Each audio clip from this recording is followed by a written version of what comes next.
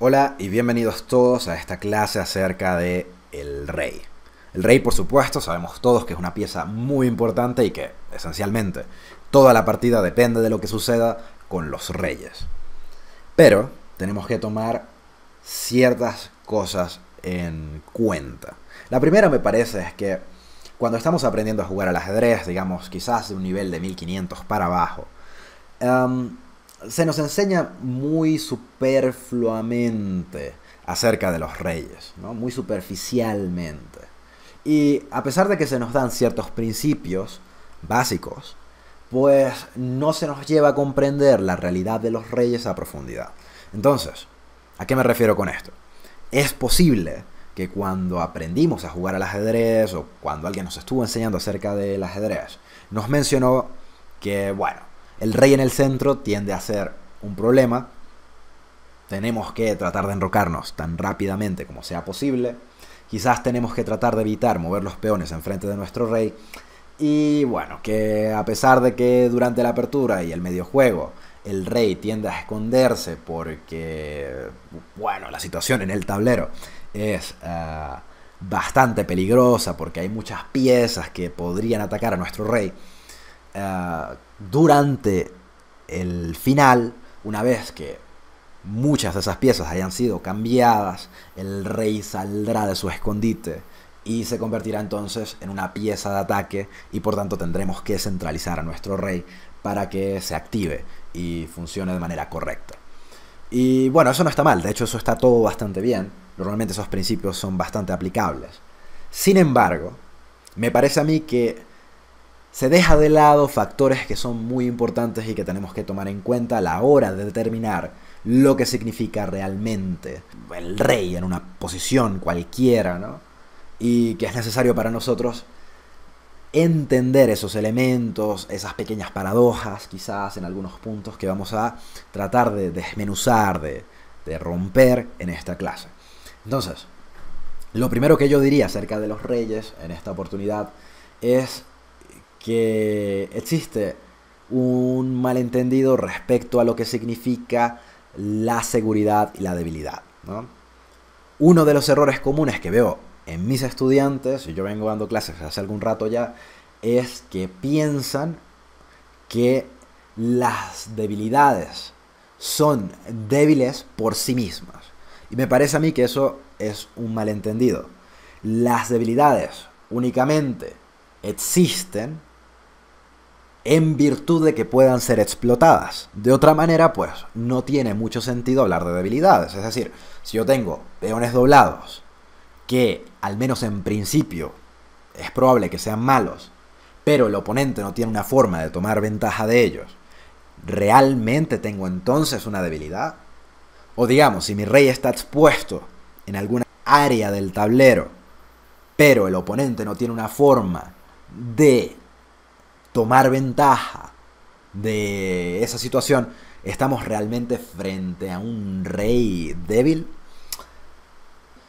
A menos que la debilidad sea explotable y que exista una forma, un procedimiento a través del cual el oponente pueda tomar partido de ella, pues entonces no estamos en presencia de una debilidad. Y esto va a ser bastante importante para entender esta sección. Y entonces, basado en esto, nuestro mantra para esta clase y para muchas de las clases que vienen va a ser: si la debilidad no es explotable, no es una debilidad. Y vamos a tener que grabarnos eso en la mente y va a ser sumamente importante para nosotros tenerlo en cuenta. Entonces, perfecto. Durante estas clases vamos normalmente a empezar por entender aspectos bastante simples para eventualmente llegar a temas más complicados y eventualmente unir todos los conocimientos que tomemos de estas clases y poder valorar correctamente las posiciones, estratégicamente por supuesto, y mejorar nuestro juego posicional. Entonces, no olvidemos que la palabra complejo, la palabra complejidad, viene del latín complexus, que viene a significar algo así como entretejido. Entonces, muchos elementos simples, sencillos, entretejidos juntos, interactuando juntos, generan algo complejo. en algo que se conoce como emergencia y que es bastante interesante de estudiar, ¿no? La emergencia es esencialmente la forma en la que la complejidad surge de factores simples que se interconectan eventualmente. Entonces, es bastante importante para nosotros poder desmenuzar los factores, los elementos sencillos para eventualmente saltar a lo más complejo. Perfecto. Empecemos esta clase por analizar, escudriñar algunos patrones elementales de seguridad del RAID.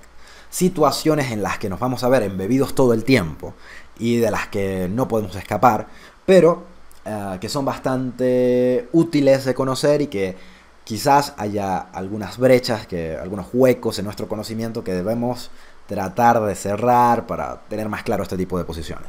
Entonces, vamos a empezar hablando del primer patrón de seguridad del rey. Y este patrón de seguridad del rey es sencillamente pues un rey en G1 con peones enfrente, es decir, F2, G2 y H2, y un caballo en la casilla F3. Lo primero que tenemos que decir acerca de estas posiciones, que muy probablemente ustedes ya lo hayan experimentado en el pasado, es que, dado que los peones en F2, G2 y H2 no dejan que el rey tenga espacio para respirar y huir eventualmente, pues es posible que el oponente tome partido de las debilidades en la octava y de las debilidades en la primera fila, y pues con una torre, una dama, eventualmente nos dé un mate de pasillo. Entonces, esa es la primera característica fundamental de este tipo de posiciones.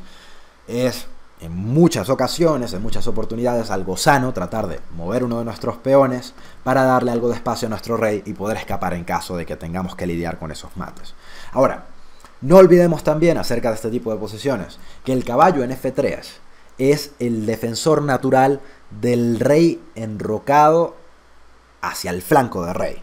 Entonces, este caballo desde F3, por supuesto que defiende la casilla H2, sobre la cual existen sacrificios, muchas veces sacrificios de alfil, ¿no? Se conocen en inglés como el Greek Gift, y este Greek Gift es esencialmente algo que podría traducirse al español como el sacrificio griego, el regalo griego, ¿no? Entonces esto es algo que tenemos que tomar en cuenta. Con un caballo en la casilla F3 evitamos sacrificios en la casilla H2 y es muy importante, por tanto, mantener siempre que sea posible, por supuesto que esto va a depender de la posición, pues quizás un defensor natural en la casilla F3. Ahora, el caballo de F3 también tiene otras virtudes, como controla casillas centrales, ¿no? Casillas en el pequeño centro, de 4 o E5, y también, bueno, casillas en el flanco de rey que pueden ser importantes para nosotros a la hora de defendernos, como G5 y H4. Perfecto, nada del otro mundo, bastante sencillo. Continuemos. El siguiente patrón que tenemos ahora en el tablero de seguridad del rey va a ser un rey enrocado hacia el flanco de rey con un alfil enfianquetado en la casilla G2. Por supuesto que cuando estamos en presencia de este tipo de posiciones, lo primero que hay que decir es que los peones en F2, G3 y H2 se encuentran en casillas oscuras o en casillas negras. Y cuando eso sucede, pues es muy importante para nosotros entender que las casillas claras o las casillas blancas, es decir, H3, G2, F3 y G4, pueden convertirse en algún punto en debilidades y pueden ser quizás explotadas por nuestro oponente.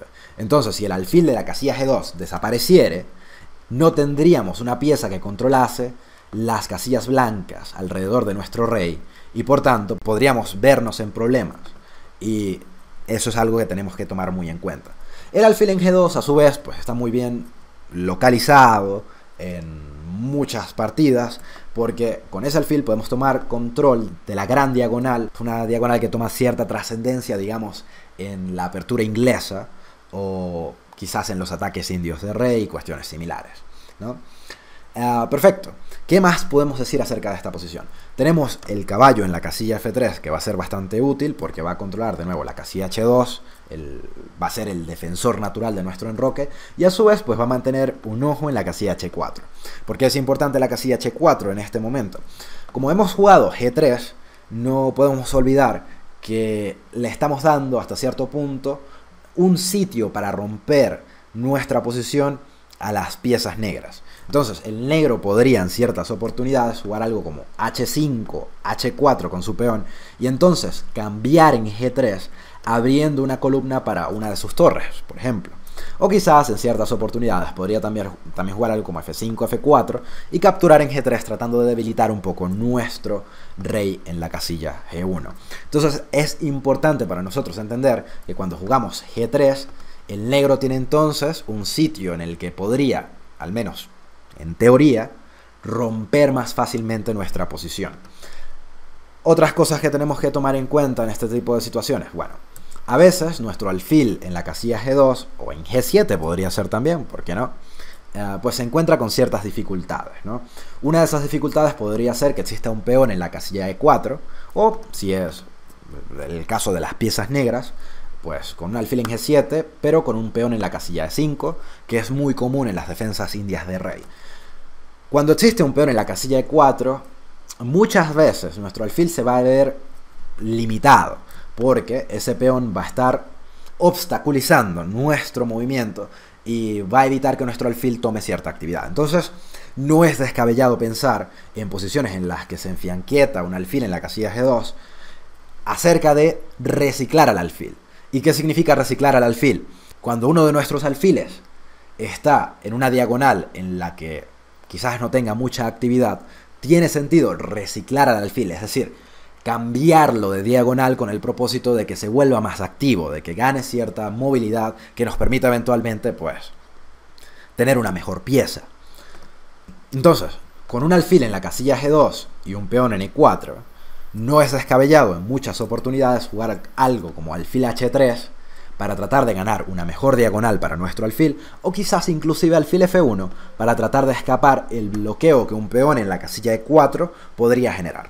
Otras cosas que son importantes para nosotros es que, bueno, como tenemos una torre en F1, es probable que en algún punto podamos mover nuestro caballo de la casilla F3 y jugar algo como F4. Y si llegamos a jugar F4, podríamos entonces tratar de luchar por el centro, como es el caso de las indias de rey, o de las defensas indias de rey, cuando las negras juegan F5 con el apoyo de su torre en la casilla F8, que tiende a ser bastante útil porque entonces pues tenemos un soporte que nos permite quizás en algún punto avanzar nuestro peón, o una vez que se cambie este peón en la columna F, pues abrir la columna para que nuestra torre tenga más movilidad. Veamos ahora nuestro siguiente patrón. Sencillamente un enroque largo, con un caballo en la casilla C3. En este enroque largo, pues, una de las características fundamentales de las que tenemos que estar siempre conscientes es que el caballo en la casilla C3 va a ser nuestro defensor natural del rey enrocado hacia el flanco de dama. Si el caballo en F3 es el defensor natural del rey enrocado hacia el flanco de rey, este caballo en C3 va a ser nuestro defensor natural en el flanco de dama. Perfecto. Este caballo desde la casilla C3 defiende el punto A2, que a diferencia de cuando nos enrocamos hacia el flanco de rey, no está defendido por nuestro rey. ¿Y a qué me refiero con esto? Bueno, cuando nos enrocamos y nos vamos hacia G1, pues el rey defiende la casilla H2 del peón torre. Si nos enrocamos hacia el flanco de dama, el rey no está defendiendo esa casilla y eso puede ser problemático. Entonces un caballo en C3 normalmente no está de más para tratar de defender esa casilla que puede ser quizás explotada en algún momento por nuestro oponente. Otras cosas a tener en cuenta es que, bueno, la torre se dirige hacia la casilla D1 donde está centralizada y eso puede ser muy útil, lo que hace que enrocarse hacia el flanco de dama pues nos dé cierta actividad. También tenemos que tomar en cuenta que el rey en la casilla C1 puede tener ciertos problemas y es necesario que en muchas oportunidades hagamos jugadas profilácticas como rey B1. ¿Por qué? Bueno, es posible que existan jaques o clavadas a través de la diagonal H6-C1 que pueden llegar a ser bastante molestos, o inclusive en posiciones en las que la columna C está semiabierta para las piezas negras, es decir, quizás en algunas posiciones de la defensa siciliana, cuando el peón de C se cambia por el peón de D4 y entonces la columna C se vuelve un poco más vulnerable para las blancas, es posible que las negras lleguen a jugar algo como torre C8, y jugando torre C8 es posible que inclusive en algún punto llegasen a cambiar su torre por el caballo en C3, sacrificando una calidad para entonces generar debilidades en nuestro enroque una vez que se doblen peones o cuestiones similares. Pero también con una torre en C8, incluso si las negras no llegasen a sacrificar en la casilla C3, es posible que nuestro rey esté expuesto a rayos X, ¿no? Un motivo táctico que es bastante molesto. Y por tanto, una jugada como rey B1 que se escape de los jaques que podrían venir en esta diagonal o de los posibles rayos X que vengan de la casilla C8 con una torre, pues tiende a ser bastante decente. Y también, pues con el rey en B1 vamos a defender muy probablemente la casilla A2 y va a ser más difícil para nuestro oponente tomar partido de que el peón en A2 pues no está defendido por el rey. Ok, observemos ahora el siguiente ejemplo. Y ahora aquí tenemos un rey en la casilla H2 y un peón en la casilla H3. Esto es una maniobra bastante común, es decir, H3 seguido de rey H2, con la finalidad de escapar la diagonal A7 G1 y tratar entonces de ser capaces de mover nuestro peón a F4 sin tener que lidiar con jaques que podrían ser bastante molestos o con clavadas o cuestiones similares. Entonces el rey en H2 tiende a estar bastante seguro. Una vez que el peón va a la casilla F4, como tenemos un alfil en G2, ese alfil nos defiende de posibles incursiones, digamos, de torres o de damas en la segunda fila que podrían ser molestos. Y el alfil en G2 entonces toma un rol defensivo bastante bueno. El rey desde H2 defiende entonces el peón en G3 y por supuesto el peón en H3. Y tiende a ser bastante seguro, la verdad. Entonces, con la finalidad de jugar algo como F4, esto está bastante bien. Vamos a ver el siguiente patrón. Ok, este es un patrón bastante interesante y siempre le pregunto a mis estudiantes cuando se los muestro si esto es bueno o es malo. Y normalmente me dicen que es malo y me dicen que como hay peones doblados que permiten abrir la columna G, pues es probable que nuestro rey en H1 esté más expuesto y esto pueda ser tomado como algo ventajoso para las piezas negras. Sin embargo, tenemos que decir que esta es una posición de doble filo. Podríamos, en algunas oportunidades, con nuestro rey en H1, llevar a cabo un movimiento como, digamos, tomar nuestra torre de F1 a G1 y entonces dominar la columna G con el propósito de lanzar algún ataque. Quizás doblando nuestras torres en la columna G, poniendo una torre, digamos, en G2 y una torre en G1, atacar a través de la columna G a un rey que se encuentre en la casilla G8. Y eso puede llegar a ser bastante molesto y bastante peligroso para nuestro oponente. Sin embargo, hay oportunidades en las que los peones doblados en F2 y F3 y el peón aislado en H2, por supuesto, pueden ser explotados por el oponente, especialmente cuando hay bastantes piezas, digamos del negro en este caso, cerca de nuestro rey en H1, que podrían entonces tomar ventaja de las debilidades que puedan ser constituidas por nuestra mala estructura de peones. Entonces, eso es algo que tenemos que tener en cuenta. Y hasta este punto hemos venido observando ejemplos bastante sencillos. Sin embargo, a partir de este momento vamos a empezar a observar ejemplos más complejos. Lo primero que vamos a hacer es ver esta partida entre Pachman y Uktelki. Pachman es uno de mis jugadores favoritos. Y la razón por la que digo esto es porque cuando observo las partidas de Pachman me encanta la forma en la que es capaz de llevar a cabo ideas muy complicadas y hacerlas parecer bastante simples. Lo hace de una forma exquisita, muy bien presentado por Pachman. Entonces eso es algo que me gusta mucho acerca de las partidas de Pachman y les recomendaría a cualquiera que esté viendo este video quizás estudiar un poco más de los juegos de Pachman, que a mí me encantan y son muy didácticos, son normalmente muy bien ejecutados. Entonces Pachman, un jugador de República Checa, ya difunto, pero sus obras escritas son buenísimas y se las recomendaría a cualquiera. Entonces, tenemos ahora la partida de Pachman contra Uktelki.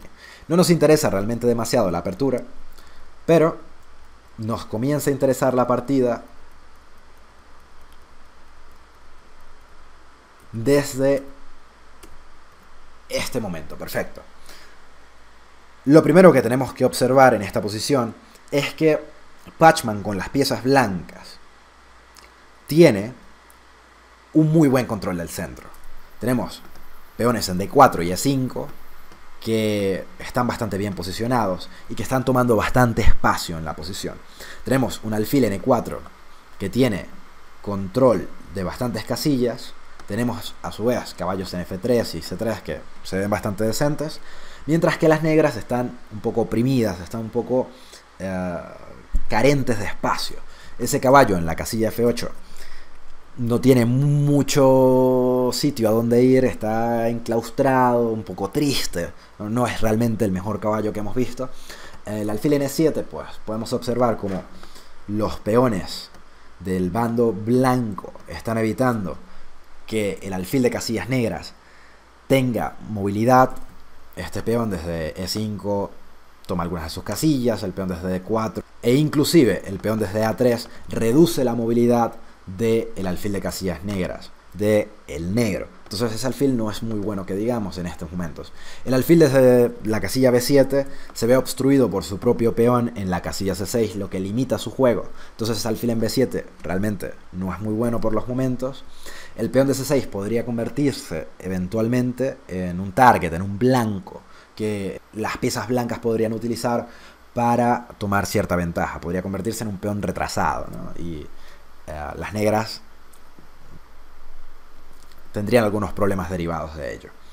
Por supuesto que los peones retrasados los vamos a estudiar más a profundidad en el futuro.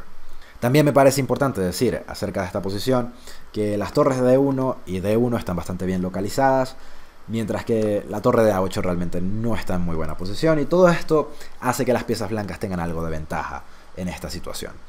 Ok, B5 es jugado por las negras, quizás tratando de dar algo de espacio a la dama para retroceder en algún punto de ser necesario. Y ahora las piezas blancas deciden hacer una jugada que va en contra de los principios fundamentales de la apertura, que es caballo A2.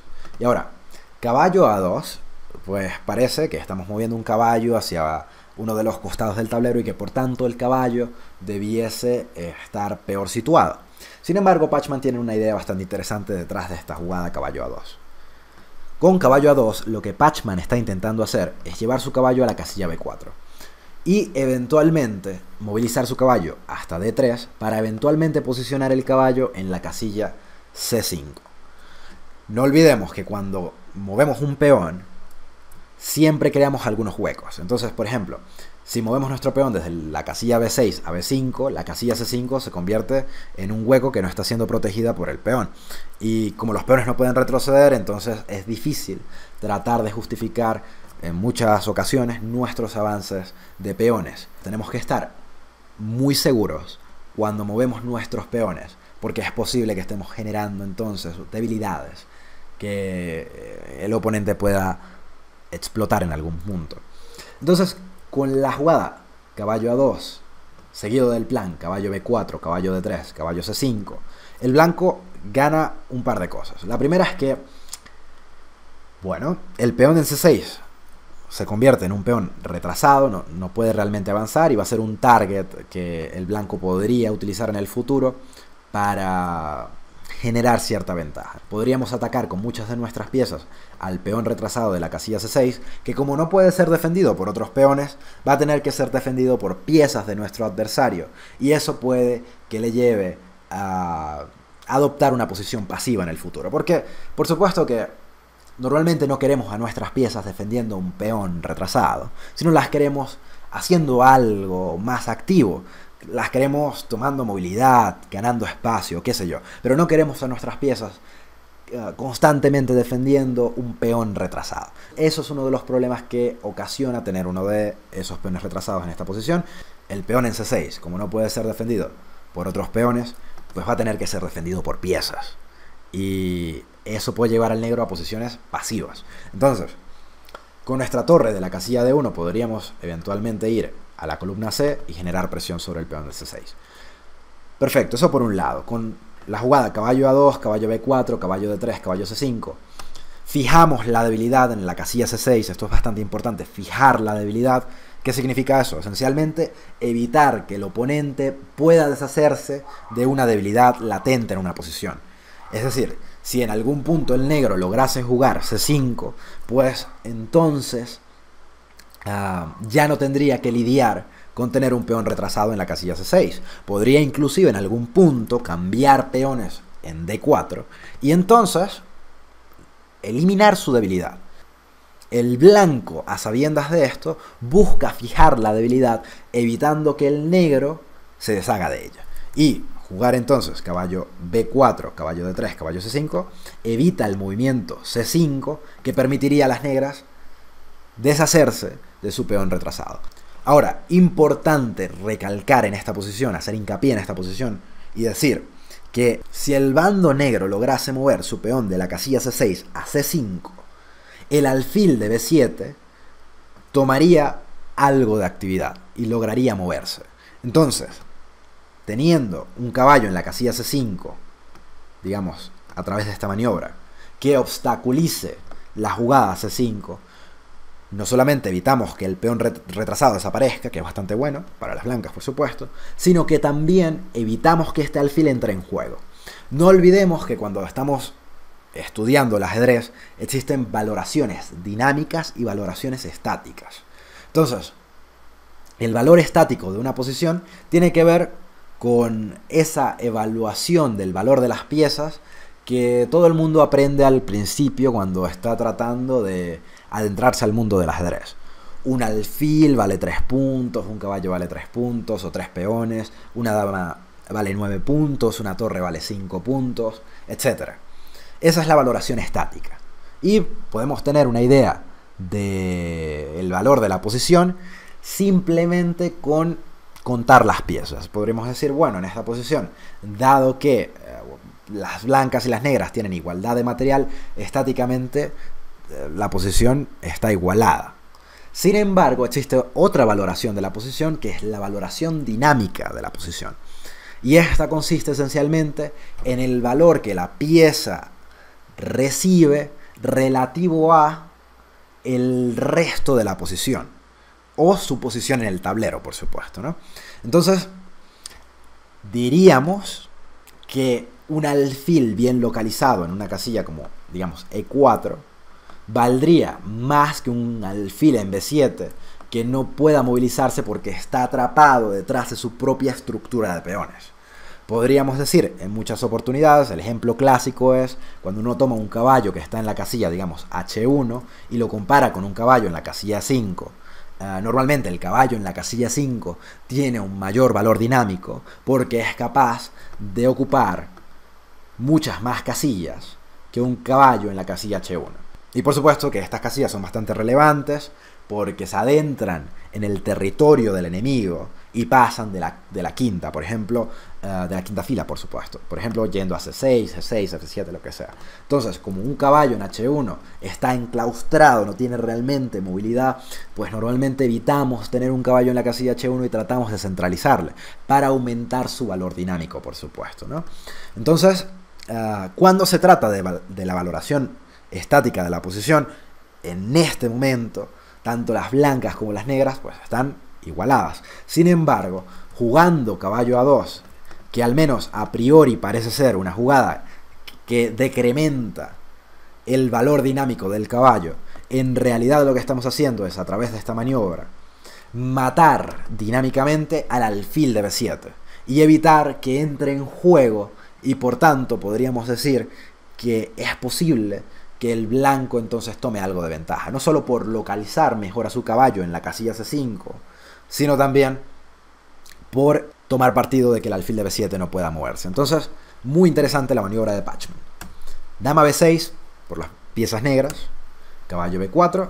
En esta posición quizás no estamos asustados de alfil por B4, porque si eso sucediera, las negras pierden la pareja de alfiles y a la vez, cuando capturemos con nuestro peón en B4, nos daremos cuenta de que la casilla C5 está controlada y el negro no va a poder entonces jugar C5, lo que evita que el alfil entre en juego. Entonces no tendríamos demasiados problemas. Torre D8, el negro prepara jugadas como C5 que le permitirían liberarse, pero por supuesto que si el negro se quiere liberar con C5, nosotros le decimos no. Caballo D3. Con esta jugada intentamos ir a C5. A5 por el negro, caballo C5, finalmente Pachman logra maniobrar su caballo, muy bien hecho, A5, torre C1, preparando una estampida, digamos, sobre ese peón en C6, torre A7, por el negro, que tiene que ahora hacer gimnasia mental para intentar maniobrar con sus piezas y defender su debilidad en la casilla C6. Torre 3, torre C3. Y finalmente el blanco genera bastante presión a través de la columna C y el negro se ve limitado en sus opciones a defender el peón en C6, como dijimos con anterioridad. Torre C7, H4. Y H4 es una jugada bastante interesante. ¿Cuál es el propósito de la jugada H4? Que una vez que hagamos H4, limitamos la movilidad del alfil de E7 y no le permitimos jugar al negro algo como alfil G5. Estamos ganando espacio, quizás abriendo algo de hueco para nuestro rey, algo de aire para nuestro rey, para eventualmente permitirle huir en caso de que sea necesario. Pero vamos a ver que Pachman tiene otras ideas. Dama A7, dama E2, torre B8, el negro no tiene realmente mucho que hacer. Y finalmente Pachman juega G3. Ahora, jugando G3, Pachman debiese estar violando ahora mismo uno de nuestros principios del ajedrez, uno de nuestros principios elementales, ¿no? Veamos que Pachman jugó H4 y jugó G3. ¿Cuál es el principio que Pachman está violando aquí? Al menos teóricamente, el principio de no mover los peones enfrente de nuestro rey. Estamos viendo que Pachman está jugando G3 y H4, lo que en teoría debiese debilitar la posición de nuestro rey. Pero observemos cómo las jugadas G3 y H4 no son débiles por sí mismas, o los movimientos G3 y H4 no consolidan una estructura de peones que sea débil por sí misma, porque el negro no tiene una forma de tomar ventaja o de explotar la posición de los peones. Normalmente, si ponemos muchos peones en casillas oscuras, pues las casillas claras se debilitan. Pero el negro en esta oportunidad no tiene forma de tomar ventaja de eso. Y volvemos entonces al mantra que dijimos al comienzo de esta lección. Una debilidad no es una debilidad a menos que sea explotable, a menos que se pueda tomar ventaja de ella. Entonces, los peones en G3 y H4 realmente no consolidan debilidades para el blanco, sino que son bastante decentes estructuralmente hablando. Ahora, G3 le permite a Pachman defender su peón en H4. No olvidemos que un segundo atrás el peón en H4 estaba siendo defendido por el caballo de F3. Ahora lo que Pachman está intentando hacer es defender con su peón el peón de H4. ¿Para qué? Para poder maniobrar con su caballo a la casilla E1, seguido de caballo D3, seguido de caballo B4, sin tener que estar preocupado por jugadas como alfil por H4. ¿Y por qué quiere Pachman tener un caballo en la casilla B4? Porque desde B4 evitamos las rupturas de peones que podrían venir por parte del bando negro para tratar de buscar contrajuego. Pero a su vez, un caballo desde la casilla B4 ataca al peón en C6, lo que es bastante molesto. Entonces seguiríamos aumentando la presión sobre el peón en C6, mientras que maniobramos con nuestro caballo a una mejor casilla. Bastante inteligente por Pachman. Torre D8, dama E3, defendiendo el peón de D4. No olvidemos que si jugamos caballo E1 inmediatamente, pues el peón de D4 no está defendido por nadie y tendríamos algunos problemas derivados de ello. Dama A7, he jugado por las piezas negras y ahora sí podemos proceder a jugar caballo E1, dama B6, caballo D3, dama 7. Y cuando observamos la posición de las piezas negras, nos vamos a dar cuenta de que las negras están bastante descoordinadas. Las piezas negras no están realmente haciendo mucho. El alfil, la torre de D8, la torre de C7 realmente no encuentran armonía, están bastante desorganizadas. El alfil de la casilla 8 bastante malo en este momento, no tiene movilidad alguna. La dama en A7 alejada totalmente del juego. Entonces estamos observando que las piezas negras son incongruentes, bastante inadecuadas en esta posición. Mientras que las piezas blancas están bastante bien posicionadas. Tenemos un caballo en D3 que se está dirigiendo a B4, un caballo en C5 muy bien posicionado. Tenemos las torres en C1 y en C2 que generan presión sobre el punto débil en C6, el alfil en E4 muy bien posicionado también, y la dama en E3 centralizada. Entonces tenemos una posición bastante buena. Caballo B4, y en esta posición hay que decir que las blancas tienen un control central, una ventaja espacial y una ventaja en términos de la movilidad de sus piezas, que es bastante importante. Sería bueno también decir en esta posición que las blancas tienen un muy buen control del centro, derivado de sus peones centrales en D4 y A5. Y no olvidemos que existe un principio establecido por Nimzowitsch que dictamina que el que tiene el control del centro tiene derecho a atacar en uno de los flancos. Entonces, eso es algo que vamos a tener que tomar en cuenta en el futuro, por supuesto.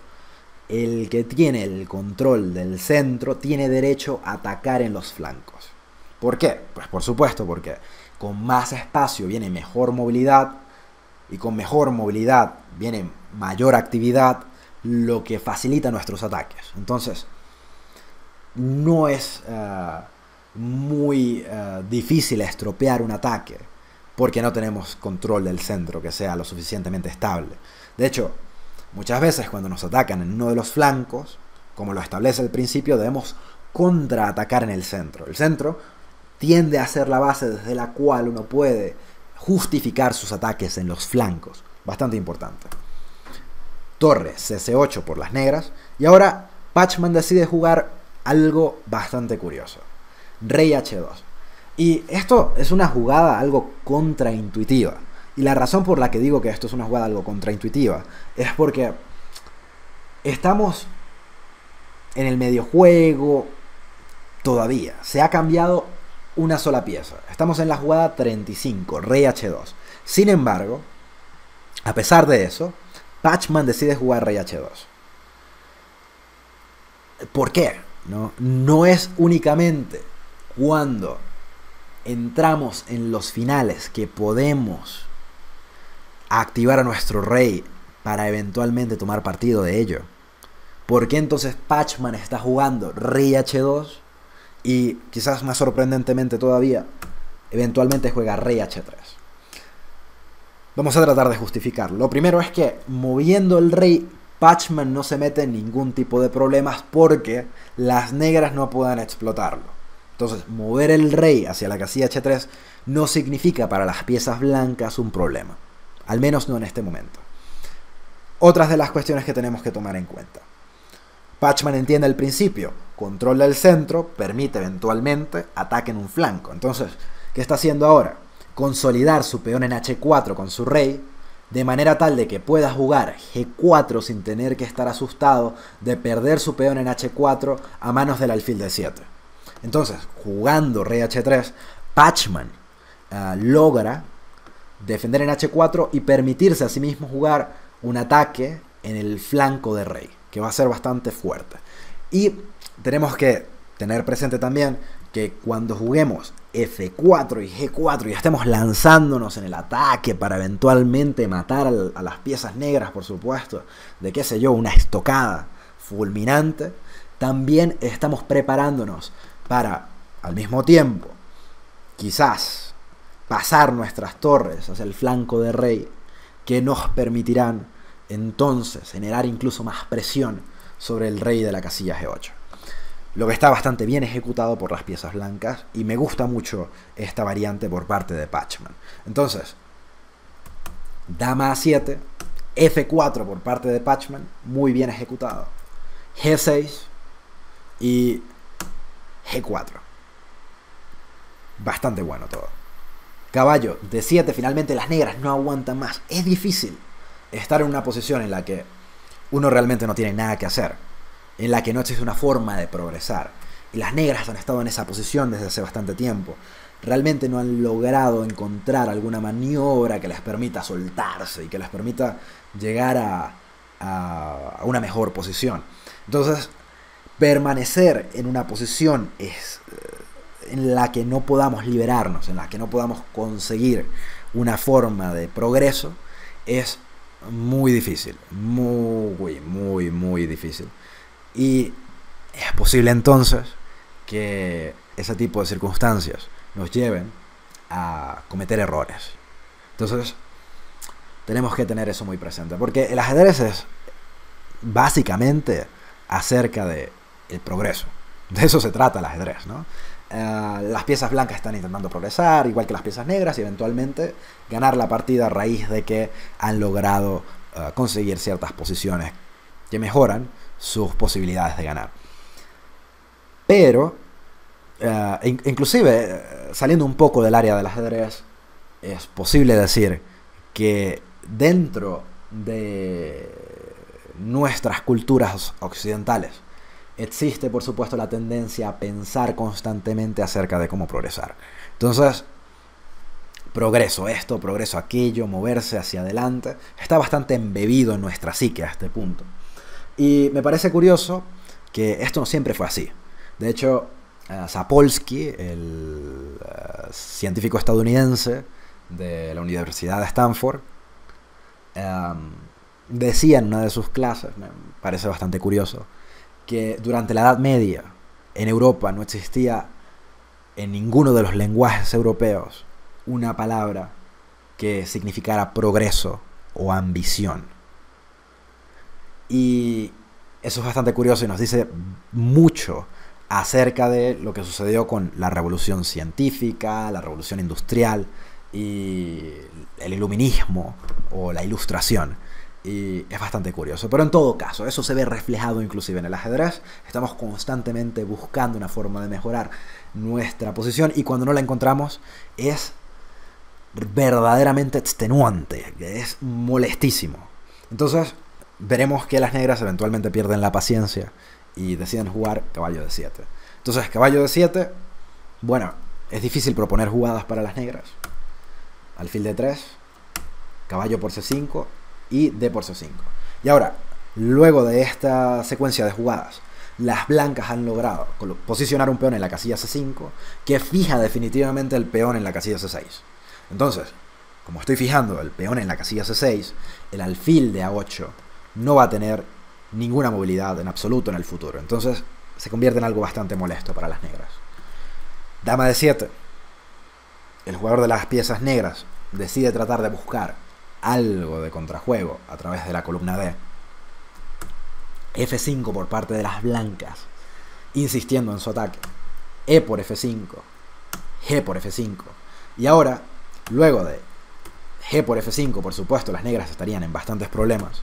Por tanto, deciden jugar G5 para intentar cerrar la posición. Porque si el blanco nos está intentando atacar y nos está intentando matar a través de una columna abierta como la columna G, en caso de que tomásemos, pues tiene sentido cerrar tantas líneas como sea posible para mantener a nuestro rey en la casilla G8 a salvo. Y algo curioso, si retrocedemos un poco, si vamos atrás, es que el rey blanco está más seguro, a pesar de que se está moviendo H2 y H3, que el rey negro que se mantuvo en su posición inicial o en su posición del enroque, digamos. Entonces, no siempre se cumplen esos principios de los que hemos venido hablando. Mover peones enfrente de nuestro rey, quizás incluso exponer a nuestro rey de esta manera, no es algo inseguro, y esto nos dice bastante acerca de lo que debemos considerar como seguridad del rey. Entonces, dama 7, F4, G6, G4, caballo de 7, alfil de 3, caballo por, peón por, dama de 7, F5, abriendo la posición. Por supuesto que G5 tiene que ser jugada. Tiene que ser jugado por el negro, porque si no, le abrimos la posición y lo matamos. Lo matamos a tiros. Rey G2. ¿Por qué rey G2? El rey en H3 estorbaba. ¿Y por qué estorba? Dado que el negro jugó G5, ¿qué sucede? Bueno, la forma en la que podemos intentar abrir la posición del rey negro en G8 es a través de intercambiar los peones de H4 y G5. Entonces hacemos H por G5, a lo que las negras probablemente van a contestar con H por G5, y entonces la columna que está abierta es la columna H, y ahí es donde queremos nuestras piezas mayores en este caso, torres y damas, para intentar matar al rey en G8. Tiene sentido porque las torres fundamentalmente o esencialmente quieren jugar a través de columnas abiertas, y este es uno de esos casos. Entonces nuestro rey en H3 evita que nuestras torres tengan la movilidad que necesitan.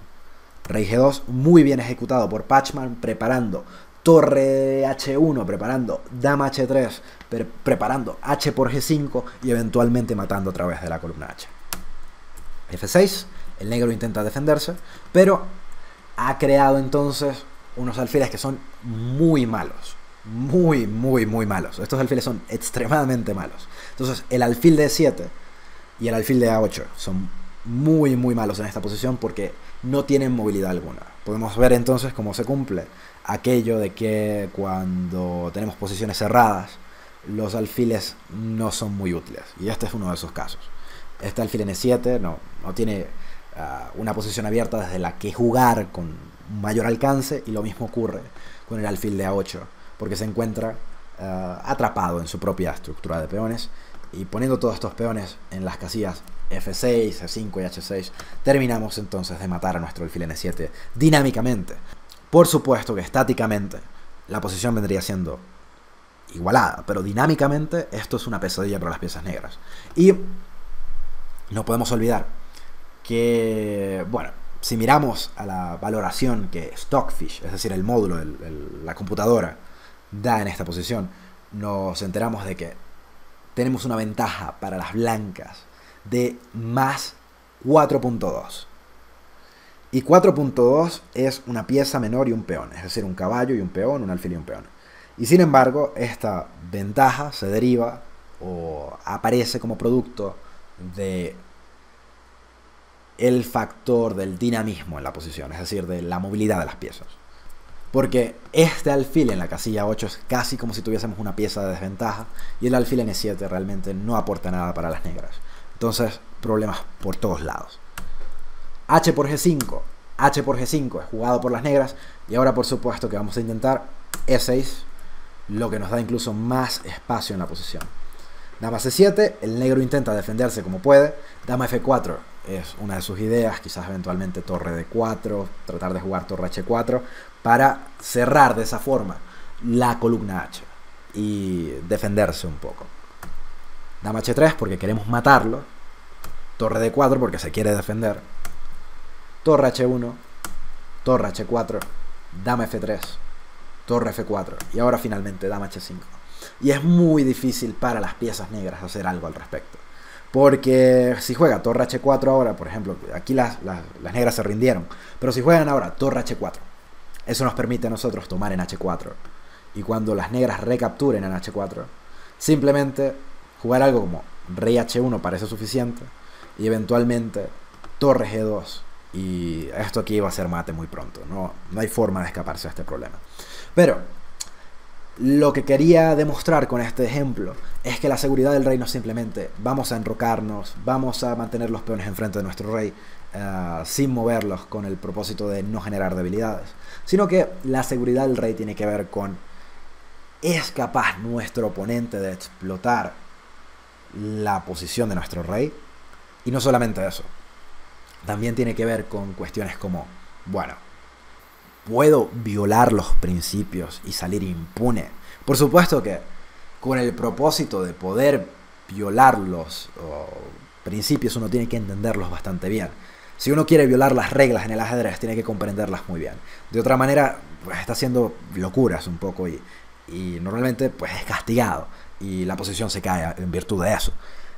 Por tanto, un ejemplo bastante interesante de cómo incluso durante el mediojuego podemos en algunas oportunidades exponer a nuestro rey sin en realidad constituir con ello problemas posicionales. Ok, perfecto. Siguiente ejemplo. Este ejemplo o este capítulo tiene por nombre El rey viene por ti, la pesadilla. Y bueno, no nos interesa demasiado la apertura. Tenemos un peón de rey normal, nada del otro mundo. Y finalmente, a partir de esta posición nos empieza a interesar lo que está sucediendo. Tenemos una posición bastante igualada porque El alfil en E6 y el caballo en G3 pues realmente no son espectaculares, son un poco sosos inclusive, poco no muy activos. Quizás las blancas tienen un poco mejor coordinación con su torre en E1 y su dama en E5 centralizada. Pero el blanco tiene que jugar muy activamente si quiere generar algún desbalance en la posición que le permita entonces llegar a algo de ventaja. Porque si el blanco no hace nada durante un largo periodo de tiempo, pues es muy probable que el negro simplemente simplifique, empiece a cambiar piezas y eventualmente esto le lleve a una posición igualada y tengamos unas tablas. Entonces, si el blanco quiere hacer algo, es mejor que empiece a hacerlo desde ya, porque si no, pues se va a tener que contentar con unas tablas. Y bueno, hay algo de debate acerca de qué es mejor, si un alfil y una dama o una dama y un caballo. Y normalmente la respuesta es la combinación de dama y caballo es superior a dama y alfil. Y la razón por la que este es el caso es porque la dama y el alfil son un poco, digamos, redundantes. Y quizás en cuanto uno intenta atacar con un alfil y una dama, se consigue con que se hacen insuficientes en algunas posiciones, porque el alfil solo controla casillas de un solo color y entonces no puede cambiar de color y se hace difícil entonces atacar en muchas oportunidades.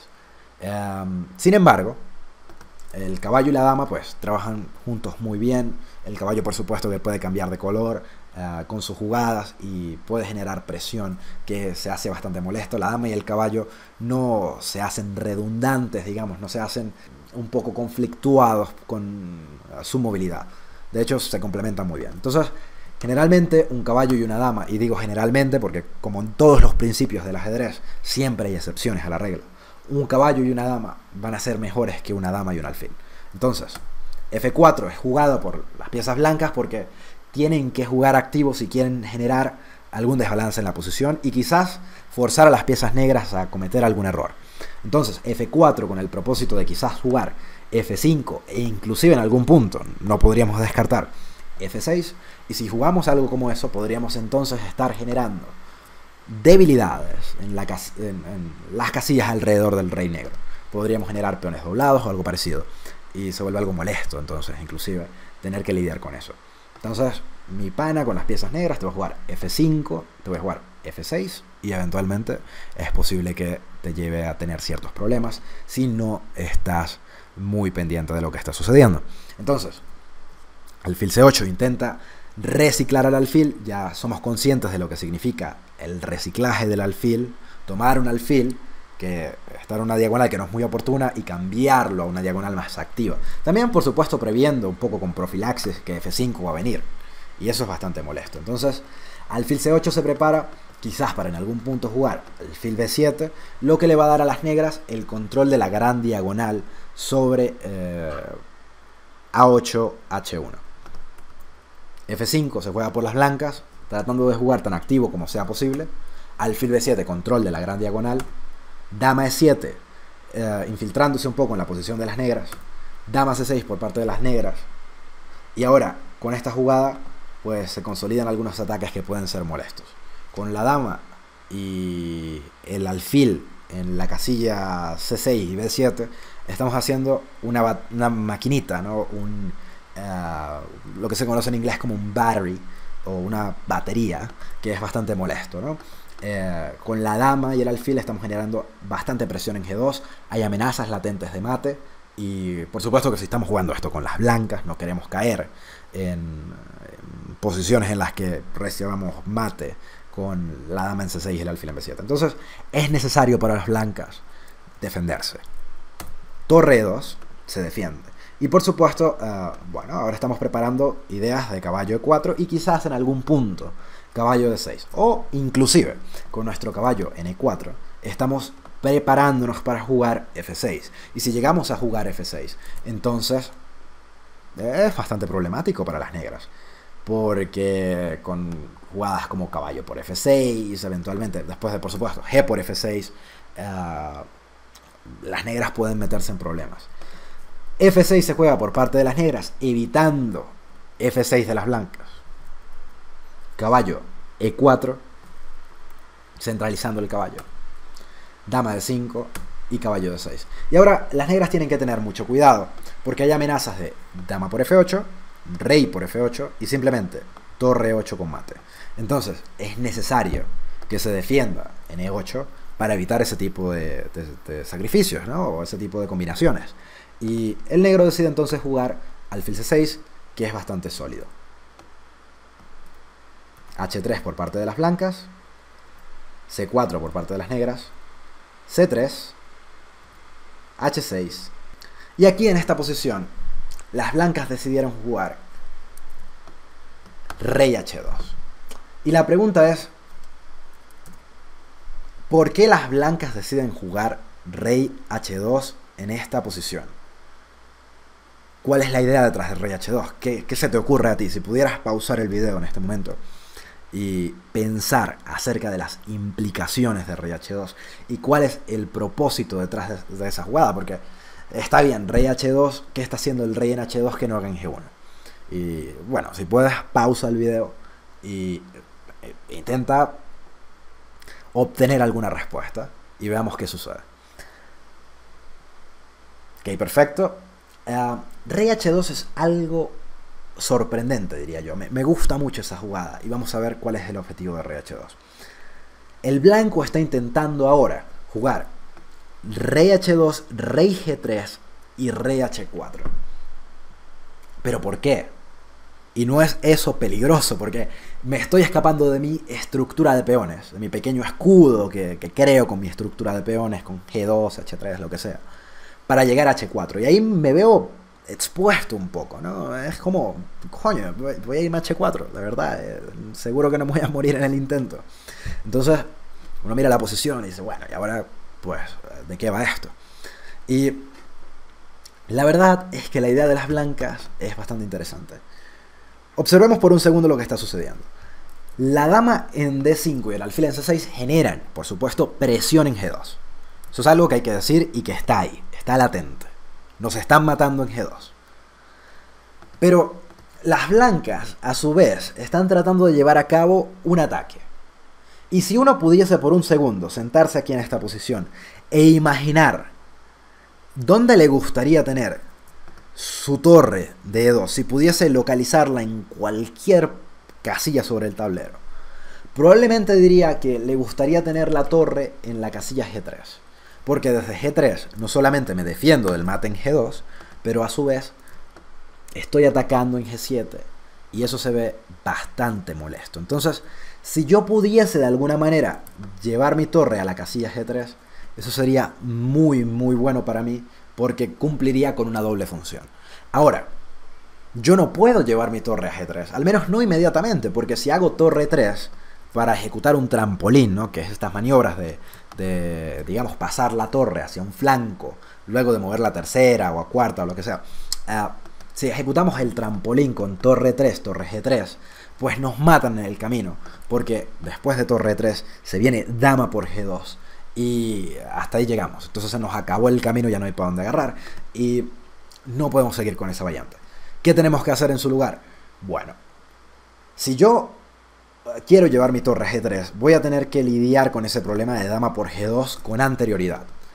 Entonces, jugando rey H2, rey G3 y rey H4, lo que estoy haciendo es eliminar el mate en G2. ¿Por qué? Si mi rey está en H4, no me pueden matar una vez que me tomen en la casilla G2 con la dama.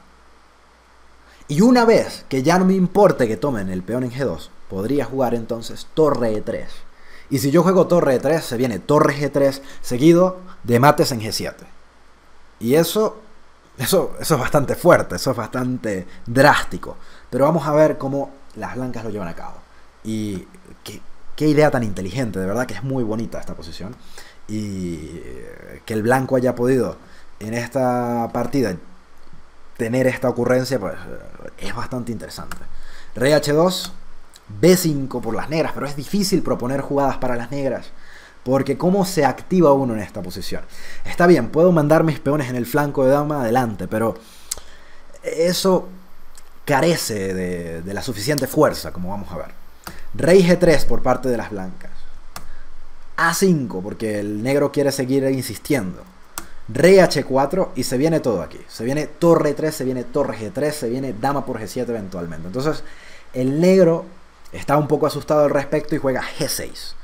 Pero cuando el negro juega G6 en esta posición, tomamos en G6 con nuestro peón de F y después con eso lo matamos en H7 para que sea serio. Le damos F por G6, dama H7 mate eventualmente, le decimos tómalo. Pues realmente no, porque si hacemos eso nos matan en G5. Así que tenemos que tener muy presente el hecho de que no nos podemos volver muy locos tampoco con el rey en H4 porque podemos caer en problemas. Pero mientras el rey en H4 no sea explotable, porque aquí no tengo ni jaques que darte si llevo las piezas negras, ¿no? ¿Cómo te doy un jaque en esta posición? Es muy difícil, ¿no? No se puede realmente llegar a eso. Entonces, el negro tiene problemas con eso. Decide entonces jugar G6. El blanco ignora G6. Por supuesto que no puede tomar, pero lo ignora. Y no está asustado de jugadas como G5, porque G5 le permiten jugar rey H5 seguido de rey G6. Y cuando lleve mi rey hasta G6, se te acabó la fiesta, te voy a matar. Y te voy a matar con mi rey, lo que es bastante dramático, porque hay muchas piezas sobre el tablero todavía. Y parecería contraintuitivo llevar a nuestro rey a la casilla G6 en este tipo de posiciones. Sin embargo, las blancas lo están haciendo de forma espectacular. Torre E3 con el propósito de jugar torre G3. Ya dijimos que no nos asusta dama por G2 porque ese peón no es relevante. Lo que es realmente importante en esta partida es el rey en la casilla G8, que va a ser castigado. Dama por G2 es jugado por las negras. Torre G3 ataca al peón en G6. Dama F2 intenta clavar a la torre sobre el rey. F por G3 no nos interesa, ya no hay mates en G5. Dama F4 jaque, un par de jaques que tienen las negras, pero no va a ser suficiente. Torre G4, dama F2 con jaque, rey H5. Y aquí las negras se rinden, porque luego de rey por H6 no hay mucho que hacer. Se viene mate de todas maneras. Es decir, dama C5 jaque, por ejemplo, tengo rey por H6 y ahora no hay forma de defenderse, porque tanto el rey como el peón están dominando las casillas alrededor del rey negro y no hay manera entonces de evitar los mates en G7, H7. Y ese es el fin de las piezas negras en esta partida. Pero de nuevo, el punto de estas lecciones es tratar de demostrar que no todo es tan fácil como nos lo pintaron. De llevar al rey hacia uno de los costados del tablero, enrocarse, no mover los peones enfrente del rey, lo que sea. Hay aspectos más complicados que debemos tomar en cuenta a la hora de evaluar este tipo de circunstancias, y a veces podemos romper los principios. Y recordemos que son principios, son heurística, y la heurística son atajos mentales que nos permiten de alguna u otra manera llegar a respuestas que son generalmente correctas, pero en casos específicos los principios, la heurística, puede fallarnos, porque no son reglas que sean taxativas, no son reglas imprescindibles. A veces tenemos que violar los principios, pero tenemos que conocerlos muy bien para poder hacerlo con eficacia, para poder hacerlo con soltura, con cierta efectividad, por supuesto. Muy bonito ejemplo. Continuemos entonces con el siguiente ejemplo, que tiene como título El retorno de la pesadilla. Entonces tenemos una partida ahora por Alekhine, o Alekhine, o Alyoshin, o quién sabe cómo pronunciar el nombre de este señor, que es muy buen jugador de ajedrez, pero yo siempre escucho pronunciaciones diferentes de este apellido. Entonces nadie tiene muy claro eso, y si alguien lo sabe, por favor que me envíe un mensaje, porque me gustaría saber cómo se pronuncia esto de verdad, porque he escuchado muchas pronunciaciones. Bueno, de todas maneras, tenemos esta partida entre Alekhine, o Alyoshin, o Alekhine, contra Tribal. Y veamos qué sucede aquí. C4, E6, lo que sea, no nos interesa mucho la apertura. Y de pronto, en esta posición, Dama B4 sucede. Y Dama B4 es un jaque, por supuesto. Y a partir de ahora nos interesa lo que está sucediendo. Con Dama B4 jaque, existen algunos problemas, ¿no? Tenemos que decidir qué vamos a hacer.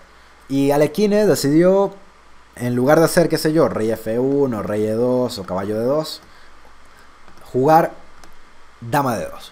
Ahora, dama D2, interesante, pero contra dama por D2, la pregunta es, ¿con qué capturamos? ¿Deberíamos capturar con el caballo o deberíamos capturar con el rey? Si capturamos con el caballo, pues quizás tengamos en mente enrocarnos corto bastante rápidamente, y una vez que lo hagamos, pues conectar nuestras torres, oh, qué bien, y luego continuar haciendo, qué sé yo, cualquier cantidad de cosas, lo que sea. Quizás centralizar nuestras torres, o tratar de dominar el centro con E4, o cualquier cantidad de cosas que pueden suceder. Sin embargo, en esta posición tenemos la siguiente opción, que es rey por D2. Y ahora, rey por D2, pues quizás alguno de ustedes la vea y diga, rey por D2, ¿estamos seguros de eso? Eso parece estar centralizando al rey y quizás exponiéndolo a algunos peligros. Entonces me da como algo de sustico, ¿no? Me da algo de miedito intentar algo como rey por D2. Pero entendamos algo. Una vez que las damas salen del tablero, normalmente es mucho más difícil llevar a cabo ataques sobre un rey. Ataques de mate sobre un rey. Por eso, una de las cosas que intentamos hacer cuando alguien nos está matando, nos está tirando todas las piezas, nos está, qué sé yo, avasallando a punta de sus increíbles tácticas y combinaciones o lo que sea, pues una de las formas de intentar defenderse, que tiene bastante sentido, es simplemente cambiar las damas. Porque una vez que las damas están fuera del tablero, se convierte en algo más difícil atacar. Es más complicado atacar. En esta posición, Alekhine decide tomar en D2 con su rey, ¿no? Por supuesto que tomar con el caballo era posible, pero tomar con el rey tiene ciertas ventajas. Si tomamos con el caballo y pensamos que eventualmente nos vamos a enrocar, simplemente para escapar del centro y conectar nuestras torres y lo que sea, tenemos un problema. Y el problema es que estamos en la transición entre el mediojuego y el final en esta posición. Estamos como en el medio, como en lo que está a punto de suceder es que vamos a llegar al final. Entonces, si durante los finales lo que queremos es tener a nuestro rey centralizado para que se vuelva más activo. Por cierto, hay autores que difieren respecto a esto, pero el valor dinámico de un rey durante el final es el equivalente a 3 puntos. Más o menos, ¿no? Dependerá de quién diga o de quién escriba al respecto. Es decir, si tenemos un rey activo durante el final y nuestro rival tiene un rey muy pasivo, es muy probable que lleguemos a tener 3 puntos dinámicos de ventaja que no nos caerían muy mal, la verdad. Son bastante útiles. Entonces, el rey durante el final se convierte en una pieza muy activa, una pieza muy valiosa. Por supuesto que valioso siempre lo ha sido porque todo el juego depende de él, pero me refiero a valioso en términos del ataque. Entonces, rey por D2 tiene sentido porque ahora, si tomamos con nuestro rey, dado que no hay damas en la posición, pues bueno, mi rey está centralizado y el camino desde G1 hasta el centro es mucho más largo que desde D2, ¿no? Y eso es algo que tenemos que tomar en cuenta. Quizás entonces enrocarse en esta posición sea contraproducente y tomar con nuestro rey permita que nuestras torres se conecten y que trabajen de la mano. Veamos. Rey por D2. Torre D8, centralizando la torre. Torre HD1, centralizando la torre. Alfil D7. Caballo E5. Alfil E8. Rey E2. Rey F8. Y aquí, bueno, tenemos algunas opciones, ¿no? Por supuesto que este caballo en D5 quisiésemos removerlo de ahí, porque está bastante bien localizado. Es un caballo centralizado, un caballo con bastante, digamos, rango de movilidad y eso lo hace molesto. Entonces, queremos deshacernos de ese caballo. Y podríamos jugar E4, ¿no? Podríamos hacer E4, pero el problema con jugar E4 es que se viene un jaque en F4, seguido de algo como G5, y el caballo en F4 se mantiene como una pieza algo molesta. Entonces no quisiésemos tener que lidiar con eso. Por tanto, Alekhine decide jugar F4. Y la razón por la que F4 es importante es porque, bueno, yo puedo entonces jugar rey F3, defendiendo mi peón en F4 y finalmente jugar E4, expulsando al caballo de la casilla de 5 sin otorgarle la casilla F4 que podría ser molesta para mí. Entonces es una interesante maniobra. Podríamos intentar rey F3 sin jugar F4, pero eso es quizás no ser muy ambicioso, porque con jugar F4 lo que podemos lograr es ganar algo más de espacio y podría venirnos bien en el futuro, podría ser útil en el futuro. F4, controlando un poco más el centro y permitiéndonos jugar rey F3, defendiendo F4 y finalmente E4 removiendo el caballo. G6, rey F3, muy bien, torre C8, alfil B3, torre C7, caballo E2, G4 y el blanco continúa tratando de expandirse y ganar espacio. Torre de C8. Cuando vemos las piezas de las negras se ven un poco descoordinadas,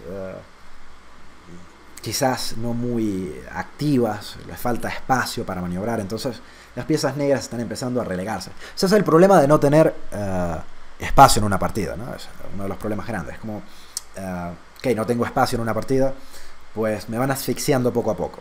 Es como la boa constrictor que se va anudando, se va, qué sé yo, va abrazando a su presa y eventualmente, a pesar de que la boa constrictor, como serpiente, no tiene veneno, logra matar a sus víctimas, a sus presas, porque les aprieta de tal forma que eventualmente no les permite respirar. Y si las presas no pueden respirar, pues se mueren.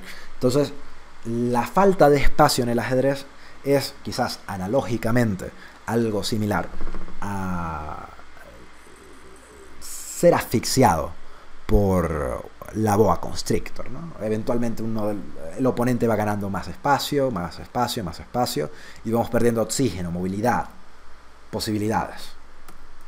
Caballo G3, caballo D5, y ahora la jugada caballo E4. Y cuando yo veo estos caballos en el centro, me gusta mucho, están muy bien posicionados, me recuerdan inclusive los dioses de la India, aquellos dioses que tienen como muchas manos, ¿no? Se ven bastante curiosos aquí en esta posición y me gustan bastante. Entonces continúa la partida, torre D8, caballo C5, B6, caballo A6, torre C8, E4 expulsando el caballo de D5 y F6 por parte de las negras, que ya están bastante asfixiadas y quieren hacer algo al respecto. Peón por y D6 finalmente como una intermedia, ¿no? Un intermezzo o intermediate move en inglés. Torre por D6, F por E5, y la idea detrás de la intermedia es que cuando te juego D6 y capturas con tu torre, eventualmente me permites jugar F por E5, lo que te fuerza a mover tu torre de la casilla D6 y eventualmente me permite capturar al peón D6, que no va a ser defendido entonces por la torre de D6. Y eso es una posibilidad que al blanco le gustaría explotar en la posición, por supuesto. Torre por D6, F por E5 y torre D5, entregando la calidad, porque la otra alternativa es irse para atrás, pero alfil por E6 es devastador, porque después del alfil por E6 se te está cayendo toda la posición. Hay un peón en E5 que está pasado y eso no se ve muy bueno para las piezas negras. Entonces deciden en esta posición las piezas negras jugar torre D5, porque ven más chances entregando la calidad que simplemente esperar pasivamente a morir.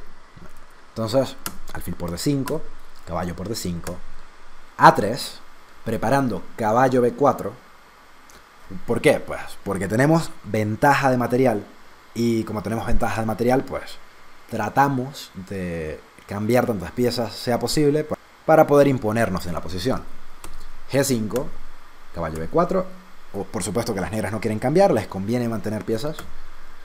Caballo D3, preparando quizás caballo F2 y maniobrando. Caballo D5, H4, peón por. Tenemos entonces peones doblados y peones aislados. Caballo F4, caballo por F4, rey por F4. Ahora, por supuesto, con caballo F4 las negras no pueden retroceder de nuevo porque tengo caballo por E6. Entonces es algo que tenemos que tomar en cuenta. Caballo por F4, rey por F4 y torre de 8.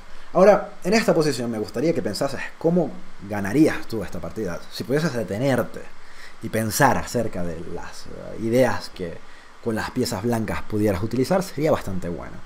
Porque a pesar de que tenemos una calidad de ventaja, no está del todo claro.